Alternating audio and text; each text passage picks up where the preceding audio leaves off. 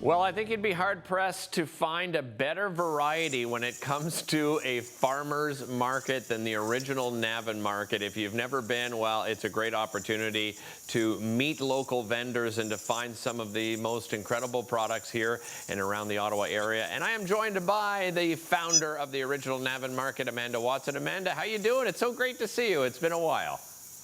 Hi, Derek. It's so nice to see you. Yeah, it has been a while. Thanks for having me on. It's a pleasure. Amanda, give me a little bit of the history behind the original Navan Market, how you got it started.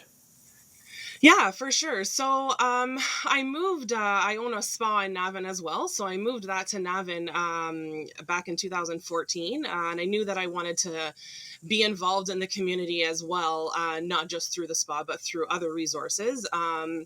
And it just seemed to make sense to start a farmer's market since Navan didn't have one. So I started it back in 2016 in the parking lot of my spa. We started with only a handful of vendors at the time, moved across the street to the hall, and we had about, I think 30 or 35 at the most. And then, just kept growing from there, and then decided to move to the fairgrounds at the end of 2019. Well, you were forced to because you have over 180 vendors now. I mean, that's absolutely incredible, Amanda. So, what can people find at the original Navan Market? Yeah, so the whole goal was to eventually get over to the Navan Fairgrounds. So it was great to be able to do that in 2020, which is where we are now. So, like you said, this market upcoming, we have over 180 vendors. You can basically find anything that your heart desires. We're a traditional farmers market, so we focus solely on handmade, homegrown farmers. Artisans, makers and bakers, basically anything that you want. Christmas shopping is a great opportunity to come and do this time of year. We've got sauces and barbecues and produce, and this time of year you've got the toques and the fuzzy socks, and we've got a whole bunch of really unique vendors to Ottawa. So just a great opportunity all around. And of course, all of our COVID protocols are being followed. We've got directional flow and hand sanitizing at our entrances, and we count numbers in and out as well. So all guidelines being followed there. So super safe to attend. Amanda, you mentioned the word opportunity, and that brings me to the youth entrepreneur section. I mean, this is a great opportunity. Tell me about that section.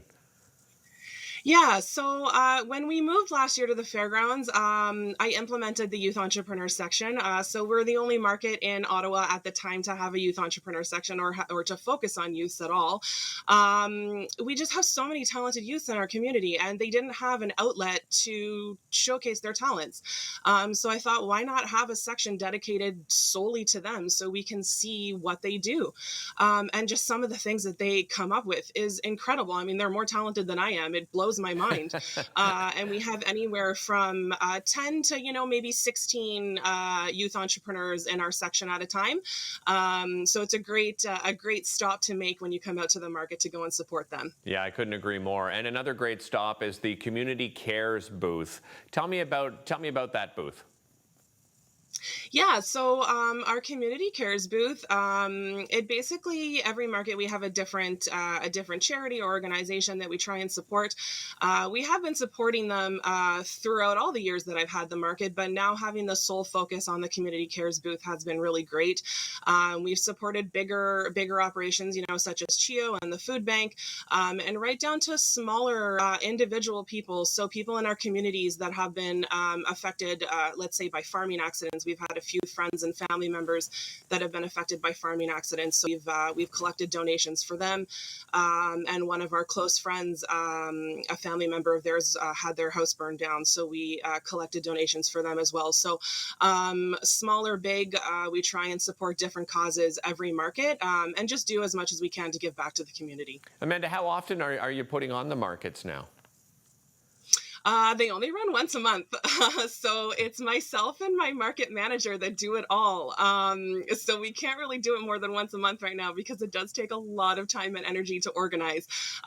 So just once a month right now, but maybe in the future we can look to twice a month. Well, that's what I was going to ask you. Is that sort of your vision for the future of the market, is to eventually try to get, more than the once a month and build from there?